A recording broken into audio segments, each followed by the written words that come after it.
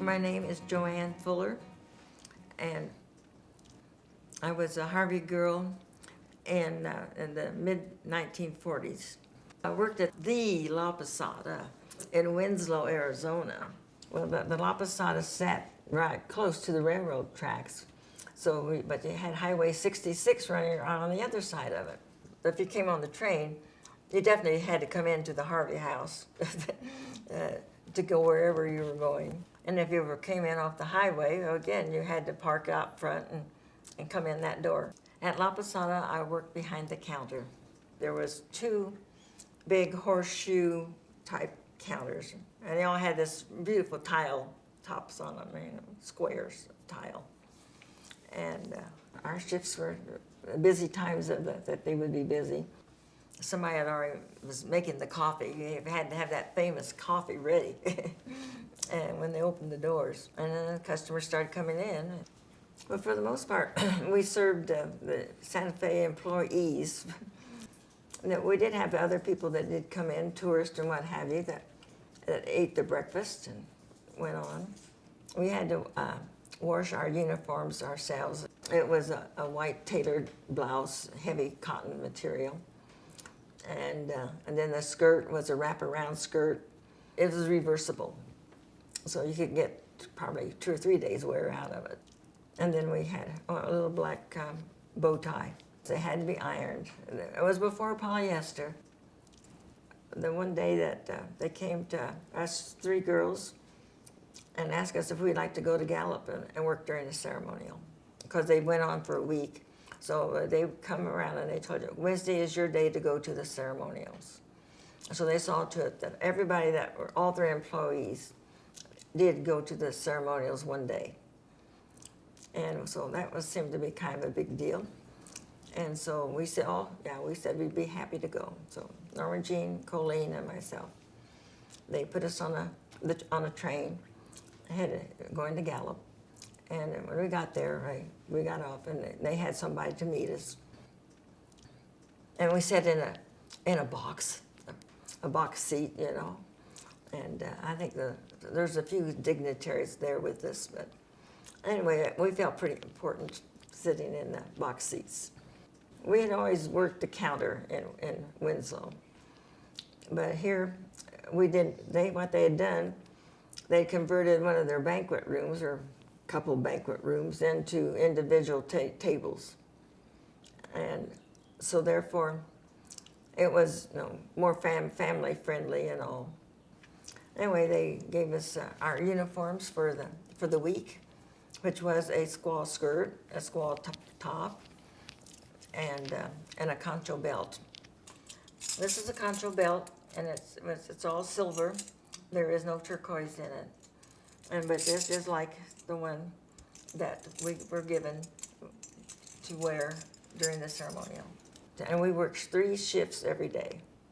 And there was one night when it was so busy and everybody was out of sorts. And there's Mr. LaBounty, Miss Severson, who was our head waitress. She always kind of feared when he came to Winslow. Mr. LaBounty's coming, And so you better straighten up. Well, anyway, all of a sudden that night, when it was so hectic, somebody sat down and started playing the piano, and it was Mr. LaBounty.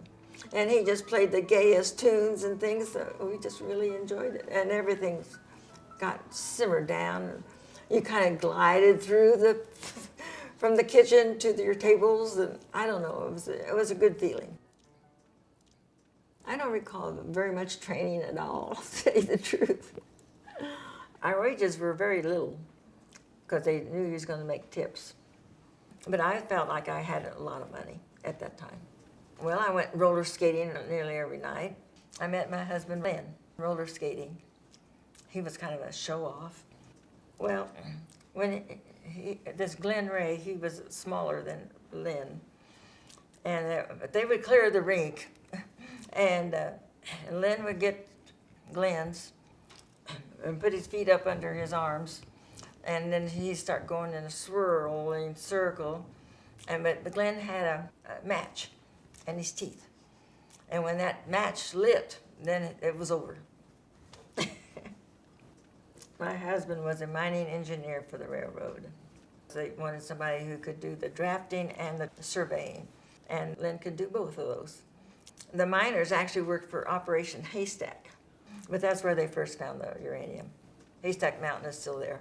They didn't blow it all up. So that's how we wound up to Pruitt, New Mexico, where there was 2 phones in the community, Pruitt 1 and Pruitt 2. People ask me what my address was. I said it's Operation Haystack, Pruitt, New Mexico, and they go, what? I had 2 boys that were 3 and 6, and I lived in a boxcar on the main line of the AT and SF, that's Topeka and Santa Fe Railroad.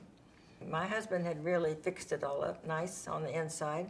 It looked like the devil on the outside. That wasn't, but anyway, we really made it nice on the inside. So I raised these 2 boys with the main line of the railroad running right behind our house, and out in front was Highway 66. You could hear the cars along Route 66. If we were having guests or anything, and then we were having a conversation, you knew when that train got where they couldn't hear you anymore. So everybody just shut up. Okay, it's gone. Now we just take up the conversation again. But that's the way it was. Well, when we were living in the boxcar, and my husband, he wanted to get me a necklace, and I knew nothing about it. So anyway, one night, he told me that he was going someplace, and I know he took the company Jeep and left, and it got really late, and I finally went up and I asked the Zwickys, I said, do you know where Lynn is? And they said, oh, he's over visiting with Mr. Evans. Everybody knew that Lynn was going to go get this necklace that night. He was going to go shop for it, I guess. And he drove out onto the reservation to Smouse's trading post. And then he waited while Smouse strung it. So when he got home, though, the others already clued him in. Said, you were over at Mr. Evans's visiting. And so, and I didn't know anything about the necklace until Christmas Day. But I fell in love with it from the very beginning.